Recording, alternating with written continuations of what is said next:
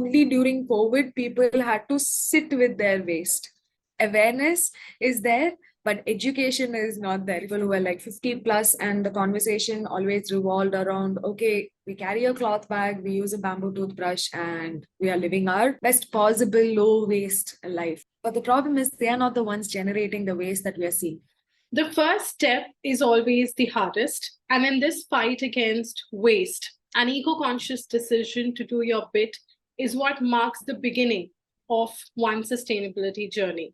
Hello, you're watching It's All Plastic, episode 11. Today, we're talking about sustainable solutions that are easy, accessible, and fun. Wasted 360, a social enterprise, accepts what we discard. It focuses on low-value recycling waste that is otherwise ignored and sent to landfills. The team is committed to create a conscious future by tackling waste. To discuss this in detail, we're in conversation with Ann Anra, who's the founder of Wasted 360. Thank you so much, Ann, for taking out time from your busy schedule today and speaking to me. It's All Plastic has completed 10 episodes where we've talked extensively about plastic and waste management. There are brilliant efforts, innovations, and solutions across the country and in every corner of the world. And Wasted 360 is definitely one of them. Could you tell us a little bit about your mission and how are you contributing to sustainable waste management? A very important part of the mission for us is that we try to find the low value, reject zero value waste and make it as a resource. We will give it some monetary value.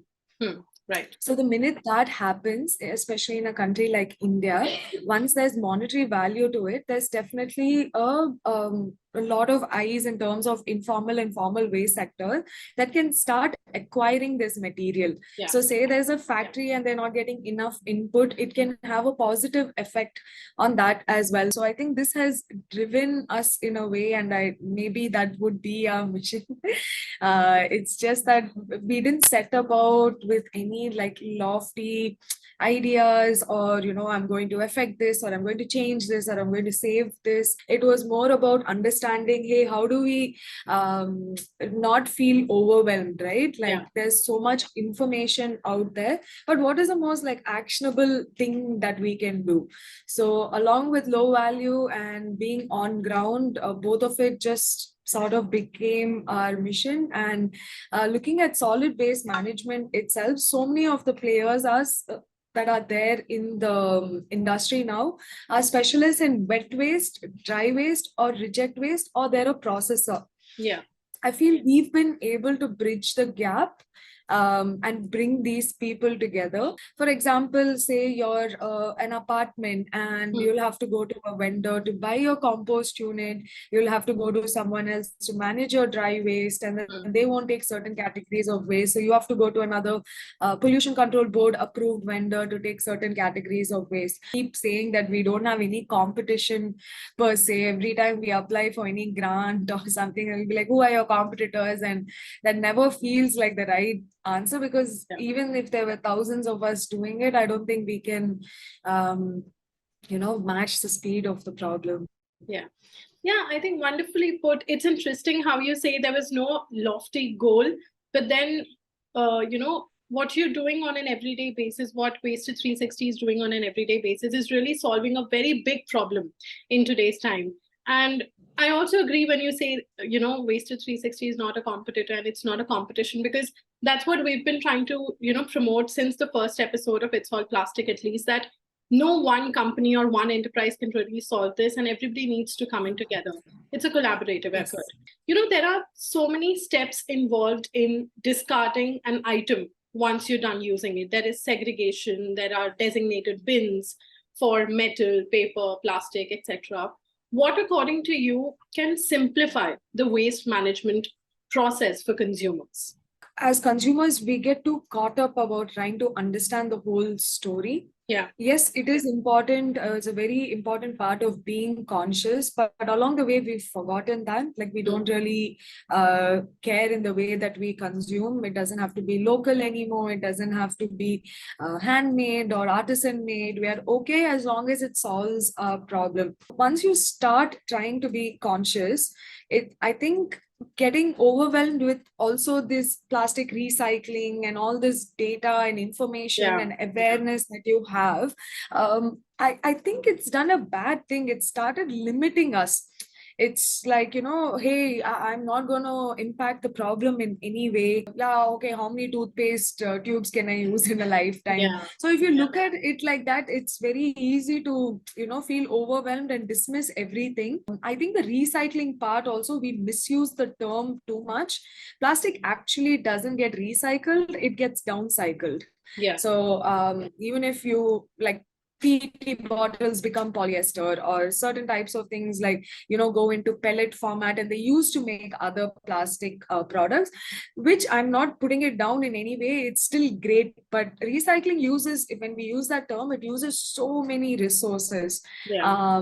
and not just the reverse logistics of taking it back to the right centers and making it, back into the same product again, which very, very few people are doing. I don't know if you've heard of Banyan Nation, Yes. but they are a Hyderabad Yes. based organization Yes. where they are able to bring HTP back into HTP up to 7 times, right?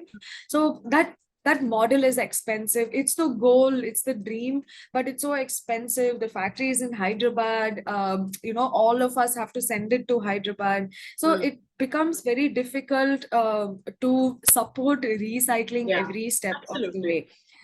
So plastic, for example, when it's straightforward, when it's HTP or PET or PP, it's much easier to get into the processing ecosystem. The Mm. minute it is mixed, when it has some sort of like say a Tetra Pak or cigarette butt or Mm. any of these material which has disguised plastic in it, Mm. or the plastic doesn't make up enough of the component to actually be brought under purview by the National Green Yeah. Tribunal or Pollution Control Board. It's because it gets missed, and it's easier to look at a water bottle and be like, oh my God, why is this littered? And when we look at it, it's like, oh my God, why is it littered? It's it's valuable. It's Yeah. not like, it should go into this stream at all. So I feel like as consumers, if we just want to be conscious, I think we should not get overwhelmed with all this lingo that is out Yeah. there. There are very basic steps like, okay, if you're using some brand regularly, look if they have look at the packaging, see if they have all the packaging symbols, see if there's some sort of like extra plastic that comes along with it that is actually banned. For example, like your cosmetics or your face wash or even a cigarette pack for that matter, comes with that thin layer that keeps it for your Mm. freshness or your Mm. packaging Mm. to be intact, right? When it moves different cities or countries, that part of it has no microns mentioned on it. It comes under the soft plastic or unmarked plastic, which means it doesn't get recycled anymore. Yeah. Or it's much easier to like just discard it, like the plastic that comes on top of your bubble top can, right? So there Mm. are so many ways that single use is banned, but its usage is actually only single use, right? Yeah. Yeah. After you Exactly. break the seal, it's done. So I don't know how brands get away with all these things, but maybe they're ignorant too. Maybe they're in a space Yeah. where they don't care, or they're ignorant, or they're not sure. It just means that someone has to reach out to them and tell them. And as consumers or loyalists to a certain brand, if you can take that step, I mean, people have stopped so much with writing letters to the right people. So I don't think it's a huge, something that cannot be surpassed. I really believe that consumers do have the power, especially if they like group together Yeah. and call out their favorite brands and make some sort of change in this field. Absolutely. You put across such wonderful and important points. Also talking about, you mentioned something about feeling overwhelmed with all this information around us. Recently, I was traveling to Indore from Goa, and at the Goa airport, I could see people, if they are sitting near the boarding gates and they're walking till the dustbins or, the bins that are designated for different types of waste. I can see Mhm. people confused trying to read, okay, where am I supposed to throw Yeah. this? Because there are 10 people sitting behind Yeah. me. And if I throw it in the wrong Uh, bin, there are 10 people to call me out. So I think yeah. that fear, even though that person knows where to put it. Yeah. Fear that, Yeah. just that uncertainty about what to do with that particular item is sort of something that shows that people are little nervous with so much information with them. And yeah, Yeah. I think the right sort of awareness And is littering also gets called out a lot, right? It's yeah, not yeah, the norm anymore. If your five people around you are going to ask you, like, why did you throw it there yeah, when there's a dustbin right there? yeah, So it has become a sort of thing where people are able to call you out for yeah, these different things. But I do believe that these dustbins are confusing also sometimes. yes, yes, Right, so you have you just drank a tea and then now you don't know whether to put it in wet waste or dry waste. yeah, There are some sort of like paper packaging. You would assume that it would get recycled, and there are a few cities that take it under colored paper, but hmm, this all this gets lost in like towns and smaller places. yeah, So there is a huge confusion, and there are more people pushing for the three-way segregation than hmm, two-way. Like hmm, two bin worked when we were literally savages and we yeah, didn't know what yeah, to put where. yeah, But now that we've kind of got a hang of it, more people are pushing for three-way segregation, which yeah, means that your reject waste should not be there in the other. So these three, when I talk about reject, I would only call it like four categories which have any sort of like bodily fluid in it. So condoms, sanitary napkins, hmm. tampons, stuff like that is what I would directly call reject, or something that should go in medical waste or incineration. So other than that, this three bin policy is something that needs to come out so that people can like understand it better. Absolutely. Talking about awareness, and do you think there is enough waste education in a country like India? I think Instagram has done a great job for us, or like social media, like YouTube and Instagram. This is where people are consuming their information. So I don't see too much like formalized waste education, or Hmm. it's not part of the curriculum in a lot of places. When Even it for should us to be. crack, yeah, it really should be.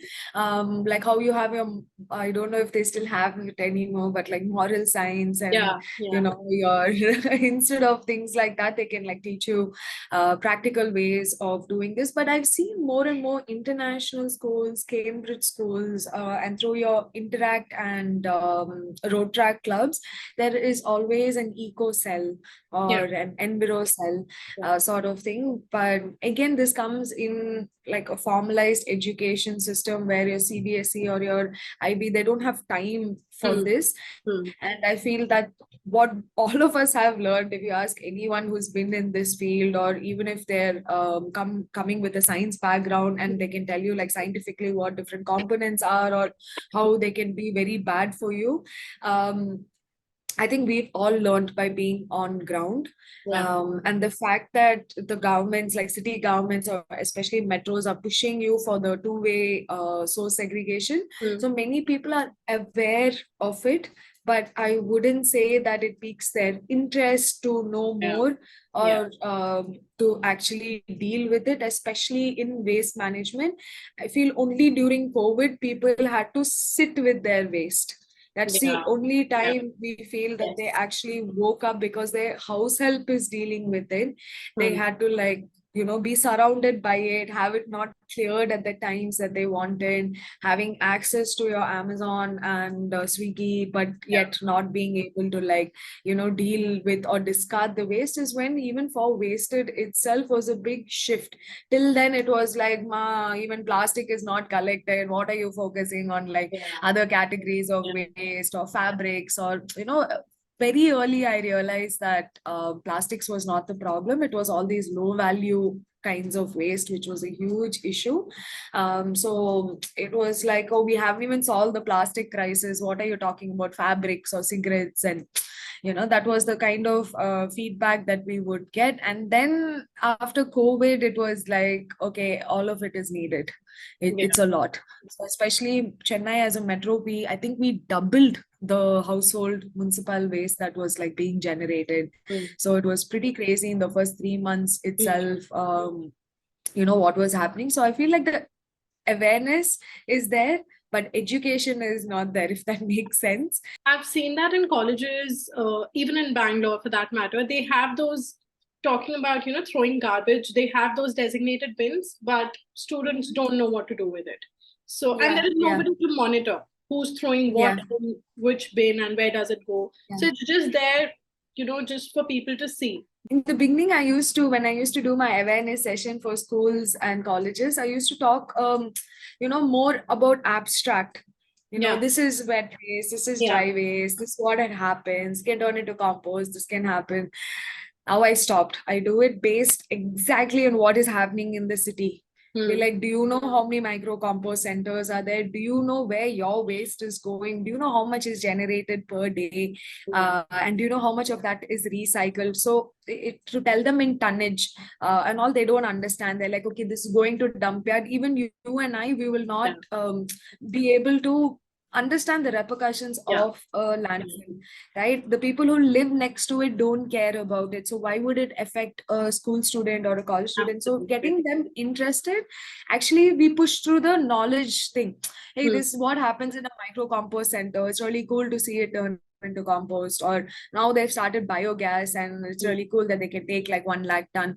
So it's more about understanding what's happening in your city, Hmm. right? So, and every time we start this session, we'll be like, okay, do you know where this waste is going once I collect it from home? And it's always a no. Yeah, It'll be like faces looking at each other, trying to understand, oh yeah, where it goes. And people actually think it goes to the dump yard directly. yeah. They're not even aware that a city has put in so much infrastructure. Private players as well as public players have come together, done it separately, and yet we actually don't know what happens. And can you Yeah. also explain, talking about Wasted 360, can you also explain the role of circular economy principles in Wasted 360's business? And how do these align with the broader sustainability goals? So small backstory. Hmm. When I started, in this field itself, I felt like there was no one in my age group. There was no one who, forget my age group, even 10 years younger than me, who was like Yeah. interested in this.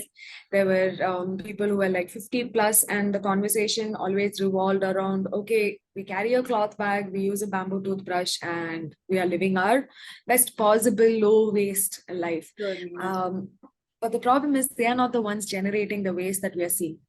The Exactly. ones that are generating are the ones who have, taken to love fast fashion, and who have been able to like, live more, for lack of a better term, opulent lives, Yeah. where things were not readily accessible to you. You discard faster, all of that. And I wanted to reach this audience particularly, Hmm. because I would see so many NGOs, especially talking to government schools, and I realized that they don't generate that much waste. They don't waste. They're not wasteful, Yeah. and that sort of thing goes against their livelihood and their Yeah. socioeconomic status. So looking at how do I get more high income groups, Hmm. more people with purchasing power to be Hmm. interested in this, it became very important to show them the circularity of it. Yeah. We didn't set up with, we didn't start off with wanting to start a thrift store at Hmm. all. Hmm. Everything, it was very natural progression, because during the pandemic, I had a lot of friends who were, part of the entertainment industry. They were clearing out their studios and spaces Hmm. where they had numerous clothes in great condition. And at that point, since it was a very small setup and I didn't have any employees, I would donate it directly to NGOs, or we would have people who would pick it up for recycling. So we Okay. were the only ones taking torn and stained. And I was like, oh my God, why you give, I'm asking for torn and stained. Why you give me new saris, new outfits? It Yeah. makes no sense. So donation was one aspect of it. And even that tired out, because where would I send the Western clothes? Yeah. Yeah. Right? So no one's going to take a crop top or a spaghetti top. Like none of this was moving, and this is what I was seeing at overwhelming quantities. So it was became a very natural way for us. We were practicing it in our work. So it was like, okay, let this not go. It has way more life left in it. Let's think about selling it on Instagram and see if there's some sort of traction for it. And there was a lot of stigma with using secondhand things at that point. And a few of my friends were managers with actors, and we got a bunch of them to come and auction their secondhand item. It's started with Nitya Menon and went on to KL Rahul and Anirudh, and we got a few people to come and do this so that it's the same thing. If they just remember it, their grandparents will be like, yeah, obviously you wore your siblings' clothes or your cousins' clothes. It's not something that we were not reinventing the wheel. I think we lived a very like circular economy based life before we had globalization. Only in 91, when we opened up our markets and we had access to like imported items and things that we wanted access from across the world, is when we strayed away from it. So how did we want wasted was like, okay, how do we do this in a way that shows people that hey, there is life left in all this, plus it can be an additional revenue stream for us as well, because we were really struggling back in 2020 to see how we can actually do any work. And we're a for-profit firm, we're not an NGO. We actually just set up a trust this year because of the outreach that we do. However, at that point it became important for us to like show people in some way that hey, there's this whole thing that's happening all across the world, but we don't have access to it. Thrift stores are the norm in Europe. Goodwill and those kind of stores are across the US, right? So both function on different models. Like one is funded, and these thrift stores are more Goodwill stores I think are more charitable, and they're funded by local trusts and communities. Whereas like these thrift stores in Europe, I studied for 1 year in France, and that's when my mind was like completely open into this world of secondhand and pre-loved and antique and vintage. But the coolest thing about these thrift stores, at least that I would see in France, is that they had no fashion. They barely had any like clothes. It would just be one or two racks with clothes, and everything else, like the place would be so cool. You can just sit there for some 3-4 hours and like look at all these knickknacks, and that appealed to me a lot because I was not very fashion oriented or materialistic in that sense of the term. So I was very excited to see if we can actually start a physical thrift store. We had to start it along with fashion. We had a space in Cafe 28, which was a vegan cafe, rather a food court over here. So we had a very small space, and once we saw more traction, we got a lot more confident to start this space, the center, which mimics what it is in Bangalore as well, where you have the drop-off center as well as the second-hand store in the same spot. Not only does it make it easier and accessible for everyone, but you get to see things. Well, we have had people come and say that, oh, that's my outfit, or that's what I dropped off just a week ago. So there's things that we expected, like, oh, would people feel bad that they're giving it for free and we are selling it for money? They could have done it on their own. So none of this we've actually faced. I think these are the people who don't really want to go to Facebook Marketplace or OLX and sell this, because otherwise we do have a great second-hand market.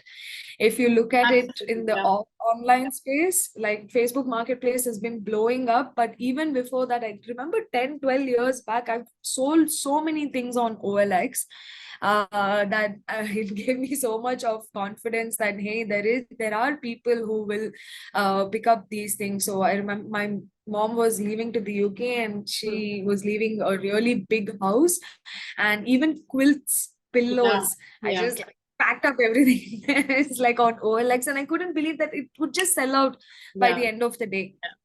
So that thing, to bring it in a more formalized way, show people that hey, there is a store, it will look just like a lifestyle or a West Side, so that you don't feel like it's I mean, obviously not as big as these brands, but you know what I mean. Your experience has to be the same. You should be able to get a bunch of things. Hmm. So, the cool part in both the places that we've been able to do is also get local eco entrepreneurs Okay. to showcase their products here. Okay. And sometimes they're not even eco entrepreneurs, they're just people who like make things with local ingredients or local Hmm. raw materials, which we feel is one of the most sustainable things. Yeah. So we try to push all of this under one roof, and I think we've been very, very lucky to, envision this and actually bring it to life. Yeah, I think, the idea of secondhand clothing has really changed over the years. Earlier, I remember as Indian families, we do wear our older siblings' clothes. I mean, I've done that. I've worn my elder brother's clothes. But then borrowing it from a store or borrowing it from someone outside the family was sort of something, that was looked down upon. But then cut to now, Yeah. I remember recently when the movie Rocky or Rani Ki Prem Kahani came out, Alia Bhatt was seen wearing, I think, 11 or 15 chiffon saris in the trailer. And that was Mhm. something that had, very different reactions. So one part of the society was really happy and, mesmerized with the kind of with the kind of sari she was wearing. And the other section of the society was like, how is that sustainable? And then we started Mhm. observing this trend where people were like, no, I mean, why are you wearing 15 saris? After which I think the movie makers were forced to sort of make sure that those saris are donated to someone. And we picked up that story and we saw that change happening in front of us. So I think that Yeah. sort of Yeah. awareness is really growing where people are trying to question, and something like a thrift store is really trending, is really fashionable right Mhm. now. Even at Yeah. present, when I talk to my mom about, going to a wedding and we think about shopping, my first answer, I mean, I was really surprised when my mother told me this time that we're not going to shop. We'll either rent or we'll go to a store, a thrift store, and we'll see if there's something nice to buy, something nice to get. There's no chance we're buying anything new. And I was really happy. I said, if that's the first idea that comes to your head, Yeah. that's Yeah. amazing. It Yeah. has to be accessible to you. You have to have Exactly. something available. Yes. Like if you Yes. want to rent something, if there is a store, if there is a space that you can actually do Yeah. it, then yeah, Yeah, I mean, more people will accessibility look at. here is a really, really big factor, absolutely. And I want to know, what are the challenges in waste management in India?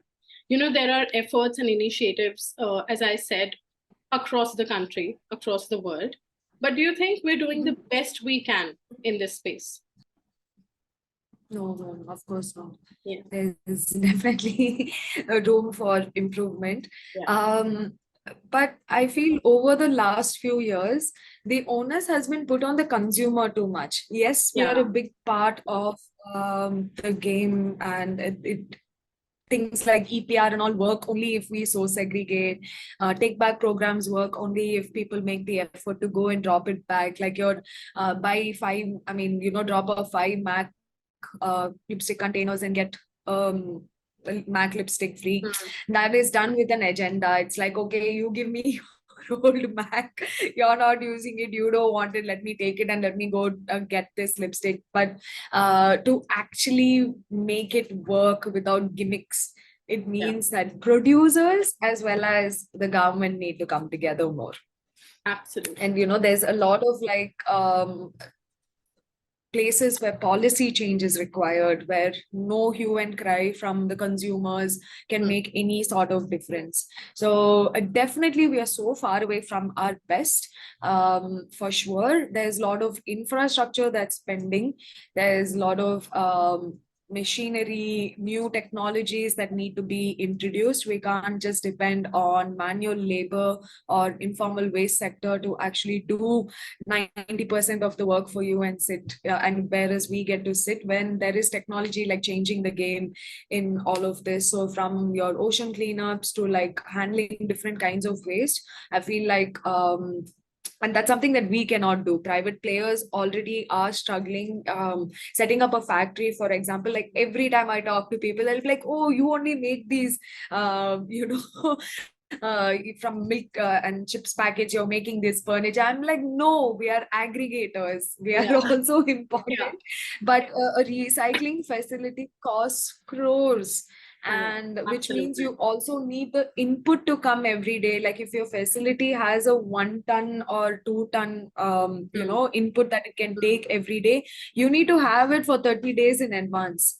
That means you Absolutely. need space to store this sort of like waste, which is difficult. So there's a world and a wealth of things that need to be done where money is important, tech is important, and infrastructure is important. And we need more people to come forward to do this. Only producers, I feel, have that kind of money. Even what you call a government department would Yeah. not be able to allocate that much into just solid waste management. They would be Yeah. given budgets. And like, for example, in Chennai, we have a really big contract with the company for 8 years that manages our waste Mm. in the city, like all household municipal waste. So these are big contracts, right? They're expensive. It means they have to set up transfer stations, they have to invest in battery operated vehicles to collect it from door to door. Then you have the common dustbins for establishments and small companies to use. So the infrastructure cost of that itself would be a few hundred crores. Yeah. So if you need to get into this space, you need money. Everybody needs to come together to find a solution, right from the producers to consumers to the right technology, which is so important right now. And of course, the government. I think it's been a wonderful chat with you. You've explained some brilliant details about not just plastic. And I think this conversation was really needed because when we talk about waste, it somehow becomes synonymous to plastics only. And people sort of ignore the fact that there are other categories that are, if not more harmful, but then obviously not so good for the environment. And I think it was important for people to know this. And I wish Wasted 360 all the very best. You guys are doing a wonderful job. And I think awareness is all we need. And that's exactly what you're trying to spread. Thank you, Navya, for having me.